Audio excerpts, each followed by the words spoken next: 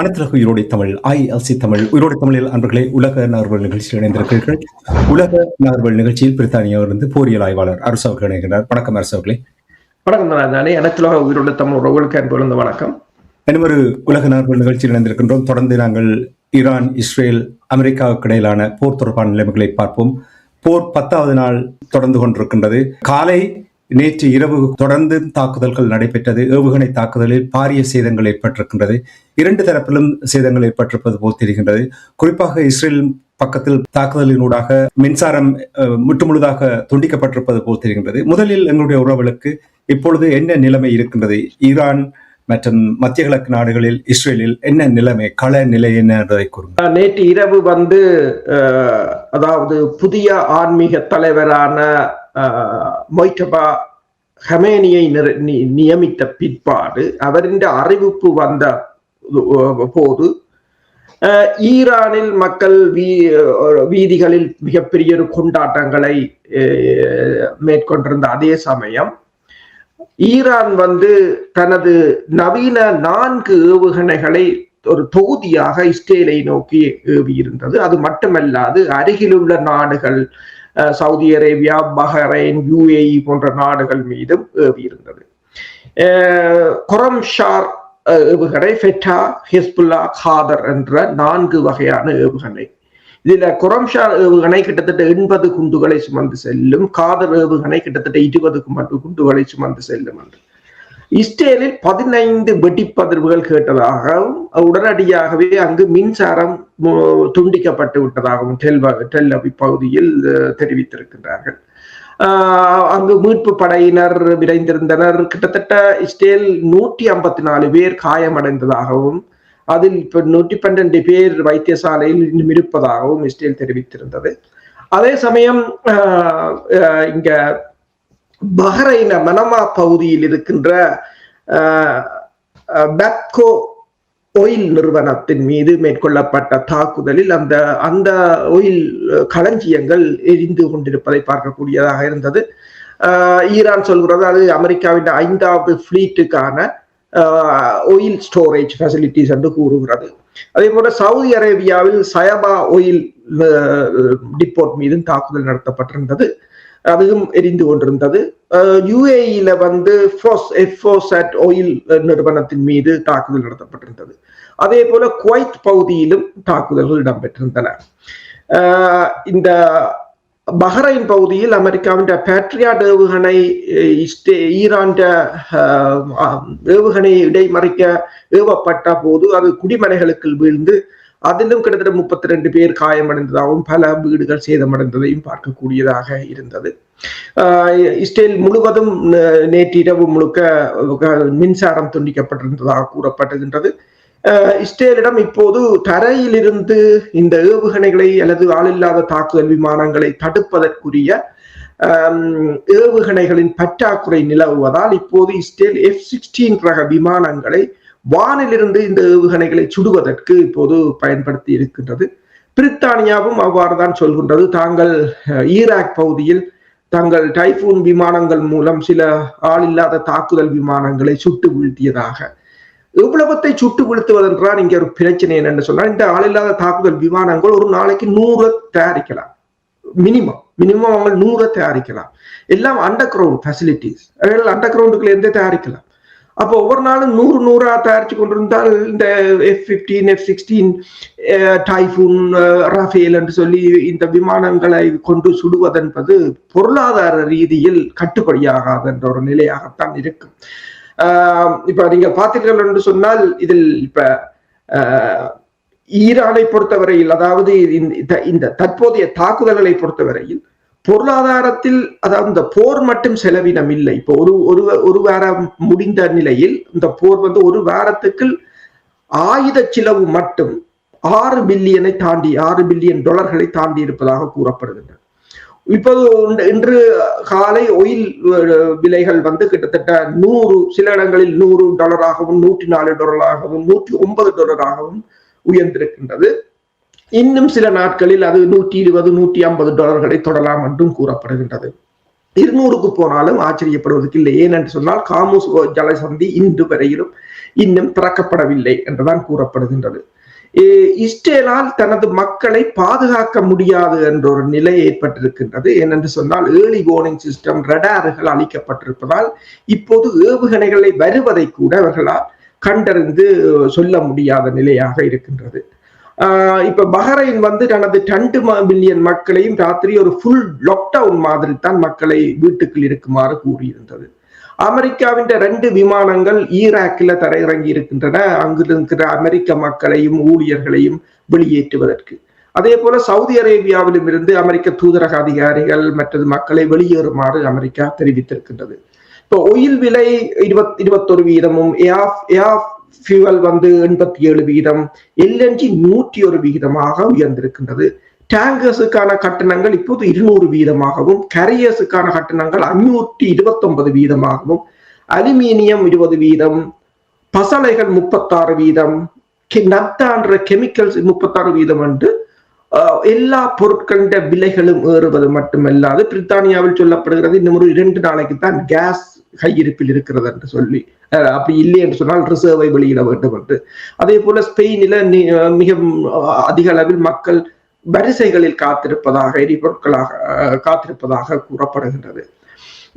Iran அதை கடந்த வாரத்துடன் ஒப்பிடும் போது இந்த சனி ஞாயிறுகளில் அதன் தாக்குதல் வீரியத்தை அதிகரித்திருப்பதாக கூறப்படுகின்றது. ஆனால் அதே சமயம் இப்ப அவர்கள் அதிக எண்ணிக்கையில் ஏவுகணைகளை பயன்படுத்துவதாக இந்த MIT என்ற அமெரிக்காவின் நிறுவனத்தை சேர்ந்த பேராசிரியர் கிளென் டெசன் கூறியிருக்கின்றார். அவர் டிஃபென்ஸ் அண்ட் மிசைல்ஸ் தொழில்நுட்பத்தில் ஒரு பேராசிரியராக இருக்கின்றார். நீங்கள் கூறினீர்கள் எண்ணெயினுடைய விலை உலக சந்தையில் 100க்கு மேல் போய்விட்டது என்று சொன்னீர்கள். ஏன்னா இப்பொழுது எண்ணெய் இவ்வளவு கையிருப்பில் இருக்கின்றது கூட இப்பொழுது சிக்கல் வந்திருக்கின்றது. இதை கையாளுவதற்காக G7 நாடுகள் என்று ஒன்று கூட இருப்பதாக தெரிகின்றது. இது ஒரு வகை என்ன அறிந்தீர்கள்? உண்மைதான். என்று சொன்னால் G7 நாடுகள் ஒன்று கூட இருப்பதாகவும் இன்று மாலை அதில் பிரித்தானியாவும் பங்கு பெற்றும் என்றும் பிரித்தானியா அறிவித்திருக்கின்றது.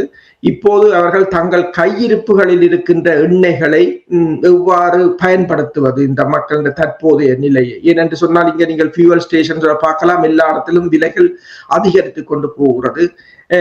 இது பொருளாதார நிறுவனங்களை, இங்க இருக்கிற நிறுவனங்களை தாக்கும், மக்களை தாக்கும். ஒவ்வொரு பொருளும் விலை ஏறிக்கொண்டு போகும் என்று சொன்னால் இன்னும் 1 அல்லது 2 கிழமைக்கு இந்த போர் நீடிக்குமாக இருந்தால் பல நாடுகள் ரிசெஷனில் விழக்கூடிய நிலையாகத்தான் இருக்கும். சவுத் கொரியா இப்போது எண்ணெயை எரிபொருளை கேப் பண்ணியிருக்கிறது, கட்டுப்பாட்டு விலைக்கு கொண்டு வந்திருக்கின்றது. ஒரு போர்க்கால சூழ்நிலையாகத்தான் எல்லா நாடுகளும், அதாவது ஈரானில் நடக்கின்ற போர் உலகம் முழுக்க எதிரொலித்துக் கொண்டிருக்கின்றது. ஜப்பான்ல இருந்து, அமெரிக்காவில இருந்து, ஆஸ்திரேலியாவில இருந்து இந்த போர் எதிரொலித்துக் கொண்டிருக்கின்றது. யாரும் தப்ப முடியாது என்ற ஒரு நிலையாகத்தான் இருக்கின்றது. இப்போது வருகின்ற தகவல்களின் அடிப்படையில் ஈரான் ஏவுகணை வீச்சும் அல்லது ஆளில்லாத தாக்குதல் விமானங்களின் வீச்சுகளும் அதிகரித்திருக்கின்றன. அது மட்டுமல்லாது அவர்களின் தாக்குதல் திறனும், அதாவது துல்லியமாக தாக்குதல் திறனும் அதிகரித்திருக்கின்றன. ஹை ரிசல்யூஷன் சேட்டலைட் ஊடாகவும் மற்றது இரிடியம் என்ற அந்த சேட்டலைட் ஒருங்கிணைப்பு தொழில்நுட்பம் ஊடாகவும் ரஷ்யாவும் சீனாவும் இதனை தெளிவாக வழங்கி கொண்டிருப்பதாக பேராசிரியர் கிளென் டெசன் தெரிவித்திருக்கின்றார். அது மட்டுமல்லாது அவர் ஒன்றை கூறுகிறார், இந்த ஈரானிடம் 10 அணுக்குண்டுகளை செய்வதற்கான யுரேனியம் ஹெக்சாஃப்ளோரைட் இருக்கின்றது. அது இவர்கள் ஈரான் மீது அணுக்குண்டு தாக்குதலை அமெரிக்கா நடத்தினாலும் கூட அதை தடுக்க முடியாது என்று கூறியிருக்கிறார். என்னன்னா 90 மில்லியன் மக்களை கொண்ட அந்த நாட்டின் மீது நீங்கள் அணுக்குண்டு வீச்சை செய்தாலும் அவர்கள் அணு ஆயுதம் செய்வதை உங்களால் தடுக்க முடியாது. அடுத்ததாக அவர் இன்னொன்றையும் கூறுகிறார், 10 அணு ஆயுதத்தை அவர்களுக்கு செய்ய போதுமானது இருக்கின்றது. அந்த 10 இஸ்ரேலை அழிக்க போதுமானது. எனவே என்னென்று சொன்னால் அந்த 10 இஸ்ரேலை முற்று முழுதாக இல்லாமல் செய்ய போதுமானது என்று கூறுகிறார். அப்ப இது ஒரு சிக்கலான நிலைக்கு இல்லை. ஏனென்றால் இவர்களால் இப்ப அமெரிக்கா ஒன்றை யோசிக்கிறது, அமெரிக்காவும் இஸ்ரேலும் தனது சிறப்பு படை அணியை இறக்கி யுரேனியம் ஹெக்சாஃப்ளோரைட் என்ரிச்மெண்ட் செய்யப்பட்ட அந்த 400 கிலோவை அகற்றலாமா என்று. அது உங்களுக்கு தெரியும், அங்க தரையிறங்கு அகற்றுவது என்பது இலகுவான காரியமாக இருக்க போவதில்லை. எனவேதான் இப்போது பல நாடுகளும் டிப்ளோமேட்டிக் சொல்லி, இப்ப ஓமான் கூட சொல்லி இருக்கின்றது, பேச்சுக்கு வாருங்கள். ஓமான் தொடர்ச்சியாக ஈரானிய வெளிவிவகார அமைச்சருடன் பேசிக் கொண்டிருக்கிறது, பேச்சுக்கு வாருங்கள், நாங்கள் இதை தீர்ப்போம் என்று. ஈரான் அந்த பேச்சுக்களில் இடம் வருவதற்கு ஈரானுக்கு இப்போதைக்கு விருப்பம் இல்லை. ஈரான் தளபதிகளை கேட்டாலும் அல்லது தலைவர்களை கேட்டாலும் அவர்கள் இந்த போரை இன்னொரு 6 மாதத்துக்கு கொண்டு செல்வதற்கும் அதனூடாக நிரந்தர சொல்யூஷன், இனிமேல் இந்த தடைகள் இதுகள் ஒன்றும் இல்லாமல் நிரந்தரமான சொல்யூஷனுக்கு இந்த பக்கத்தில் இருக்கிற நாடுகளும் இனிமேல் அமெரிக்காவோட சேர்றது, இஸ்ரேலோட சேர்றது, ஒருத்தருக்கு ஒருத்தர் இந்த நிலைமைகளை இனிமேல் முற்றாக ஒழிப்பதற்கான ஒரு போராக இதை முன்கொண்டு நடத்த அவர்கள் முற்பட்டிருக்கிறார்கள். அவர்களுக்கு அது பலமாக இருக்கிறது என்று சொன்னால், இந்த பாடசாலை சிறுமிகளை படுகொலை செய்ததும், அயத்துல்லா ஹமானியை படுகொலை செய்ததும் அந்த ஈரானிய மக்களை அணிதிரள வைத்திருக்கிறது. அப்படியான ஒரு நிலைமையை ஏற்படுத்துவதற்கு இப்பொழுது சரியான ஒரு சூழலாக இருப்பது போல் நீங்கள் கூறுவதை வைத்து உணரக்கூடிய, அதாவது இந்த உலகத்தில் ஏற்பட்டிருக்கின்ற பொருளாதார சிக்கல்கள், இந்த போர்னால் ஏற்பட்டிருக்கின்ற விளைவுகள், இவ்வளவு பாரதூரமான விளைவுகள் வரும் என்று இவர்கள் கனவுல கூட எதிர்பார்க்கவில்லை. அப்ப இப்படியான நிலைமையில் ஈரான் இது ஒரு நல்ல ஒரு சந்தர்ப்பமாக ஒரு நிரந்தர முடிவை நாங்கள் எடுக்கும் வரை நாங்கள் இதிலிருந்து விலகப் போவதில்லை, எங்களுடைய நிலைமையிலிருந்து மாறப்போவதில்லை என்று இறுக்கமாக நிற்பது அவர்களுக்கு சாதகமான ஒரு சூழலை ஏற்படுத்துமா அல்லது தொடர்ந்தும் சிக்கலை ஏற்படுத்துமா? அவர்களுக்கு வேண்ட களமுனை அவர்களுக்கு மிக மிக சாதகமாகத்தான் போய்கொண்டிருக்கின்றது. களமுனையில் இப்போது மேற்குலகம்தான், அதாவது மேற்குலகம் என்று கூறினாலும் இஸ்ரேலும் அமெரிக்காவும் கடுமையான பின்னடைவை சந்தித்திருக்கின்றது. எனவேதான் நேற்று ஈரான் எரிசக்தி நிலையங்கள் மீது மேற்கொள்ளப்பட்ட, ஒயில் டிப்போர்ட் மீது மேற்கொள்ளப்பட்ட தாக்குதல் அமெரிக்காவுக்கு சொல்லாமல் இஸ்ரேல் மேற்கொண்டது என்றும், அந்த பக்கத்து நாடுகள் மீது ஈரான் மேற்கொண்டால் அந்த பக்கத்து நாடுகளை தூண்டுவதற்காக இப்போது இவர்கள் என்ன செய்கிறார்கள் என்று சொன்னால், பக்கத்து நாடுகளை தூண்டுவதற்கான வேலைகளை செய்கிறார்களே தவிர, அப்படி என்று சொல்லும் போது அவர்களால் போர் செய்ய முடியவில்லை என்ற ஒரு அர்த்தமாக இருக்கின்றது. இப்போது அமெரிக்காவுக்கே மிகப்பெரிய ஒரு விசனமா வந்து கொண்டிருக்கின்றது. அமெரிக்க தரப்பில் இப்ப நியூயார்க் டைம் சொல்லுகின்றது, நியூயார்க் டைம் என்ன சொல்லுகிறது என்று சொன்னால், ட்ரம்ப் இருந்தா போல இந்த போரை நிறுத்துவதற்கு யோசிப்பதாக வெள்ளை மாளிகை அதிகாரிகள் சொல்லி இருக்கிறார்களா. சரி, இந்த போரை எப்படியாவது முடிக்க வேண்டும் என்ற ஒரு மனநிலைக்கு ட்ரம்ப் வந்து விட்டார் என்ற தகவலை நியூயார்க் டைம் வெளியிட்டிருக்கிறது. தாங்கள் அதை முடிவு செய்வார்கள் என்று கூட அப்படி ஒரு துணிச்சலாகவும் சொல்லுகிறார்கள். அது உண்மைதானே? அது உண்மைதான். ஆனால் அதற்கு அப்படியான அதை தொடர்பாக அப்பாஸ் அரக்சியிடம் கேட்ட போது அவர் கூறுகிறார் என்று சொன்னால், சீஸ் ஃபயருக்கு நாங்கள் போவதில்லை, போர் நிறுத்தம் இல்லை, போர் நிறுத்தம் என்றதுக்கு இல்லை, பெர்மனண்டான சொல்யூஷன். மற்றது நாங்கள் கொடுக்கின்ற நிபந்தனைகளை இனிமேல் நாங்கள் நிபந்தனைகளை கொடுக்கின்ற நிலையில் தான் இருப்போம், அவர்களுடைய நிபந்தனைகளுக்கு அடிப்படைய போவதில்லை என்று. ஸ்டீவ் விட்கோஃபையும் பெர்னார்ட் குஷ்னரையும் பொறுத்தவரையில் அவர்கள் இந்த ஒரு ஈரானை ஒரு வலைக்கில் விழுத்தி இந்த அடிப்பதற்காகத்தான் அவர்கள் பேச்சுக்கு வந்தார்கள் தவிர அவர்கள் இதே சுத்தியுடன் பேச்சுக்கு வரவில்லை. ஏனென்று சொன்னால், 2ஆம் சுற்று பேச்சு நடந்து முடிந்த பிற்பாடு அவர் நேரடியாக போய் அப்ரஹாம் லிங்கன்ல ஸ்டீவ் விட்கோஃப் இறங்கி நிற்கிறார். அங்க போய் இறங்கி அங்க ராணுவ சீருடையை போட்டுக்கொண்டு அந்த கப்பல் ஏதோ ஈரானை விழுங்கிவிடும் என்ற போல ஒரு தோற்றப்பாட்டுடன் தான் புகைப்படங்களையும் வெளியிட்டிருந்தார்கள். ஒரு அமைதி முயற்சிக்காக சென்றவர் அப்படியே அங்க இருந்து நேர சுவிஸ்ல இருந்து நேர போய் விமானம் தாங்கி கப்பல்ல இறங்கி படையினருடன் நிற்பது அவர்கள்ட்ட உள்நோக்கத்தை அப்பவே தெளிவாக வெளிக்காட்டி இருந்தது. ஆனால் இப்ப அதற்கான பலனை அனுபவிக்கிறார்கள் போலதான் தெரிகின்றது. ஏனென்றால் இப்போது எல்லா வளைகுடா நாடுகளும் இப்போது யோசிக்கிறார்கள் தாங்கள் ஒரு பொறிக்குள் மாட்டி விட்டதாக. அப்ப அவர்கள் இப்போது இந்த போரிலிருந்து தாங்கள் வெளிவரத்தான் யோசிக்கிறார்களே தவிர இதில் அமெரிக்காவையோ இஸ்ரேலையோ அவர்கள் பெரிதாக நம்பவில்லை. மற்றது இதுவரை காலமும் இஸ்ரேலுடன் இந்த அரபு நாடுகளை அமெரிக்கா ஒரு உடன்பாட்டுக்கு கொண்டு வர வைத்திருந்தது.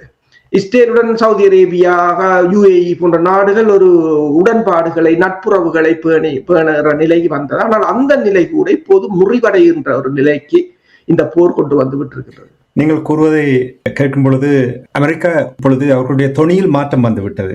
டொனால்ட் ட்ரம்ப் அவர்கள் பேசும் பொழுது ஈரானுடைய தலைவரை தெரிவு செய்த முஜ்தபா ஹமெனி அவர்களை I am not happy but let's wait and see என்று அந்த தொனியில் உங்களுக்கு உடனடியாக தெரிகின்றது இவர்கள் கலைத்து போய்விட்டார்கள், அவர்கள் கேட்கப் போவதில்லை என்று தெரிகின்றது. நீங்கள் கூறுவதோடு சேர்த்து பார்க்க கூடியதாக இருக்கிறது. என்னுடைய கேள்வி என்னவென்றால், இவ்வளவு நாளும் நான் கேட்டிருந்தேன் ரஷ்யா என்ன செய்கிறது, சீனா என்ன செய்கிறது. வருகின்ற செய்திகளை பார்க்கும் பொழுது சீனாவினுடைய சிறப்பு தூதுவர் ஒருவர் இந்த பேச்சுவார்த்தையில் ஈடுபட தயாராக இருப்பது போல் தெரிகின்றது என்று கூறுகிறார்கள். இதுதான் இப்ப நீங்கள் கூறினீர்கள் ஈரான் எதிர்பார்க்கின்றது ஒரு நிரந்தரமான முடிவு, எந்த ஒரு நிபந்தனைகளையும் இல்லாமல் நிரந்தரமான முடிவு. ஈரான் தான் நிபந்தனை வைக்கும் என்று நீங்கள் கூறும் பொழுது சீனா இங்கே வந்து இந்த பேச்சுவார்த்தையில் ஈடுபடுவது அந்த சூழலை ஏற்படுத்தி கொடுக்கும் என்று நீங்கள் நம்புகிறீர்களா? உண்மைதான். சீனா இப்போது ஒரு நல் முயற்சியாக சீனாவின் ஷியான் ஜூன் வளைகுடா நாடுகளுக்கு செல்கிறார். அவர் சவுதி அரேபியாவுடனும் ஒரு நல்ல உறவை கொண்டிருக்கின்றார். அப்ப இந்த நாடுகள் இப்போது அமைதியை தேடி ஓடுகிறார்கள். இதுவரை காலமும் அமெரிக்காவுக்கு பின்னால் போர் என்று திரிந்தவர்களுக்கு இப்போதுதான் அமைதியின் விலை என்னென்றது தெரிகிறது.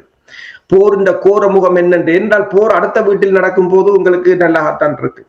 அதே போர் எங்கட வீட்டுக்குள் வரும்போதுதான் அதன் அருமை, அதன் விளைவுகளை தெரியும். இப்போது விமான நிலையங்கள் எல்லாம் மூடப்பட்டு, அதாவது தற்போதைய வரும் தகவல்களின் அடிப்படையில் இனிமேல் இவர்கள், அதாவது இஸ்ரேல் ஈரான் இன்ஃப்ராஸ்ட்ரக்சர்ஸை அடித்தபடியால் ஈரானும் இனி இந்த நாடுகளில் இருக்கின்ற உட்கட்டுமானங்களை அடிப்பார்கள் என்றவுடன் அவர்களுக்கு பீதி தொத்தி விட்டது.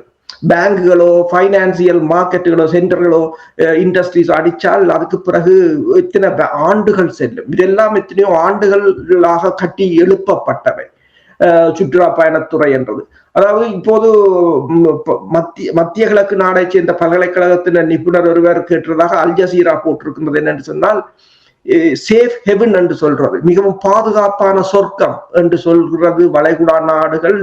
அந்த வார்த்தை இப்பையும் இருக்காண்டு கேட்கிறார்கள் என்றால், இப்ப அதொரு ஹெல்லா நரகமாக மாற்றி இருக்கிறார்கள். ஈரான் ஒரு கிழமைக்கு உங்களோட சேஃப் ஹெவன் என்று சொல்றது, மிகவும் பாதுகாப்பான சொர்க்கத்தை பாதுகாப்பற்ற நரகமாக மாற்றி இருக்கிறார்கள். அப்ப இப்போது அவர்களுக்கு அமைதி இந்த தேவை இப்போது புரிகிறது. ஏனைய ஈரான் உலகாலமும் அனுபவித்த வலி இப்போது அவர்களுக்கு விளங்குகிறது. இந்த போர் ஆரம்பித்து 2ஆம் நாளே மேற்குலக ஆய்வாளர் ஒருவர் கூறிவிட்டார், இந்த போரின் வலி எப்படி இருக்கும் என்றதை ஈரான் எல்லா நாடுகளுக்கும் உணர்த்த போகிறது என்று. இப்போ எல்லா நாடுகளும் அதை உணர்ந்திருக்கிறார்கள். அப்ப இப்ப சீனாவின் இந்த அமைதி முயற்சி அவர்களுக்கு மிகவும் வேண்டியதாக இருக்கும். இப்ப பிட்கோஃபை போலவோ அமெரிக்காவின் பேச்சுவார்த்தையை போலவோ இதில் முதுகில் குத்துவதாக பேச்சுவார்த்தையாக இருக்காது. இந்த பேச்சுவார்த்தை ஒரு நிரந்தர அமைதியாகத்தான் இருக்கும். அதை ஈரான் வடிவாக பற்றி கொள்ளும். ஏனென்று சொன்னால், சீனா ஆன்மீக தலைவர் என்ற தெரிவை கூட அது சொல்லிவிட்டது. அது ஈரான் உள் விவகார பிரச்சனை. நீங்கள் யாரும் ஆன்மீக தலைவரை தெரிவு செய்வதையோ அல்லது அவர்தான் வரணும் இவர்தான் வரணும் என்று நீங்கள் சொல்ல முடியாது. ஏன் ஈரான் அரசு கூட கடந்த, அதாவது முன்னே அரசு தலைவர் உலங்கு வானூர்தி விபத்தில் இறந்த பிற்பாடு ஒரு தேர்தல் வைக்கப்பட்டு மக்களால் தெரிவு செய்யப்பட்டது. அதை நீங்கள் தூக்கி எறிய வேண்டும் என்று உங்க இருந்து கொண்டு தூக்கி எறிவீர்கள், ஆட்சிய மாற்றத்தை கொண்டருவீர்கள் என்று சொல்ல முடியாது என்பதில் சீனா உறுதியாக நிற்கின்றது. இப்ப சீனாவுக்கு ஆதரவாக ரஷ்யாவும் நிற்கும் என்று சொன்னால், நாங்கள் நேற்று பேசியிருந்தோம், ரஷ்யாவின் வெளிவார அமைச்சர் இந்த அரபு நாடுகளை பார்த்து கேட்ட கேள்விகளை பார்த்து கேட்டிருந்தோம், எவ்வாறு கேள்விகளை கேட்டார் என்று. அப்ப இப்போ ரஷ்யாவும் அப்படித்தான். ரஷ்யா சொல்லிவிட்டது ஆரம்பத்திலே, இந்த போரில் ஈரானை விட்டுக் கொடுக்க முடியாது என்று சொன்னால், ஈரானை விட்டுக் கொடுத்தால் இந்த ரஷ்யா தப்ப முடியாது என்றது தெரியும். சீனாவுக்கும் அதே ஒரு நிலைமைதான். ஆனால் இந்த போர் ஆசிய நாடுகள் இந்த பொருளாதாரத்தை கடுமையாக பாதிக்கின்றது. எனவேதான் அதை நிவர்த்தி செய்வதற்காக சீனா இப்போது களமிறங்கியது. பங்குச்சந்தையில் பாரிய சரிவு ஏற்பட்டிருக்கின்ற செய்திகளையும் கூட பார்க்கக்கூடிய இருக்கின்ற. நிறைவாக இப்ப இந்த தொடர் தாக்குதல் நடந்து கொண்டிருக்கின்ற பொழுது பஹ்ரைன் மற்றும் UAE-யில் இருக்கிற எண்ணெய் தரிப்பு நிலையத்தின் மீது பாரிய தாக்குதல் நடத்தி இருக்கிறார்கள் ஈரானியர்கள். அந்த பத்தி எரிந்து கொண்டிருப்பதாக கூறப்படுகிறது. இது தொடர்பாக சுருக்கமாக. உண்மைதான். பஹ்ரைன்ல இருக்கின்ற BAPCO என்று சொல்றது பெப்கோ எண்ணெய் நிறுவனமும், சவுதி அரேபியாவில் இருந்த சயாபா எண்ணெய் நிறுவனம், யுஏஇல இருக்கின்ற ஃபோஸ் ஆயில் கம்பெனி, இந்த மூன்றும் தாக்கப்பட்டிருக்கின்றன. ஏனென்று சொன்னால் ஈரான் எரிபொருள் சேமிப்பு நிலையம், எரிபொருள் சுத்திகரிப்பு நிலையம் தாக்கப்பட்டிருந்தது. அதற்கு பதிலடியாக அவர்கள் இதை தாக்கி இருக்கிறார்கள். இதில் சில எண்ணெய் உற்பத்தி நிலையங்கள் அமெரிக்க நிறுவனங்களைச் சேர்ந்தவை. அமெரிக்காவின் கப்பல் படைகளுக்கான எரிபொருள் சேமிப்பு பகுதி. ஆனா இது எதுவாக இருந்தாலும் இது அடிப்பது அங்கு சூழல் பிரச்சனைகளை, சூழல் மாசடைதல், மற்றது புகைகள் என்று சொல்லி பாரிய இழப்புகளை, மற்றது அனைத்துலக மட்டத்தில் பாரிய ஒரு பிரச்சனை, அதாவது இந்த நாடுகள் தொடர்பான பாரிய ஒரு அதிருப்திகளை ஏற்படுத்தும். இப்போது ஒன்று தெரிகிறது, இந்த மேற்குலகத்தின் ஏர் டிஃபென்ஸ் என்றது, இப்ப மேற்குலக ஒரு ஆய்வாளர் பேசும்போது கூறியிருந்தார், மேற்குலகத்தின் ஏர் டிஃபென்ஸ் என்றது ஒரு ஃப்ரோட் சிஸ்டம் என்று. அது இதுக்கும் இல்லை, இவர்கள் ஏமாற்றி உலகாலமும் எங்களை ஏமாற்றி வைத்திருந்தார்கள் என்ற ஒரு துணை அங்கு வந்திருக்கின்றது. இப்ப ஏனென்றால் இஸ்ரேலும் உலகத்திலே பெஸ்டான ஏர் டிஃபென்ஸை கொண்டிருக்கிற இஸ்ரேலே தன்னை பாதுகாக்க முடியவில்லை என்றால் இந்த நாடுகள் எவ்வாறு தங்களை பாதுகாக்க முடியும் என்று. இப்ப ஈரான் தாக்குதல்கள் தொடர்ந்து கொண்டுதான் இருக்கின்றன. அதை high resolution real time satellite ஊடாக சீனாவும் ரஷ்யாவும் வழிநடத்தி கொண்டிருப்பதாகத்தான் கூறப்படுது. நீங்கள் இப்படி கூறுகிறீர்கள், அயன் டோம் அதிலிருந்து அப்கிரேட் பண்ண போறார்கள், கோல்டன் டோமுக்கு அப்கிரேட் பண்ண போறார்கள் என்று நாங்கள் நிகழ்ச்சியில் நாங்கள் பேசியிருந்தது ஞாபகம் இருக்கிறது.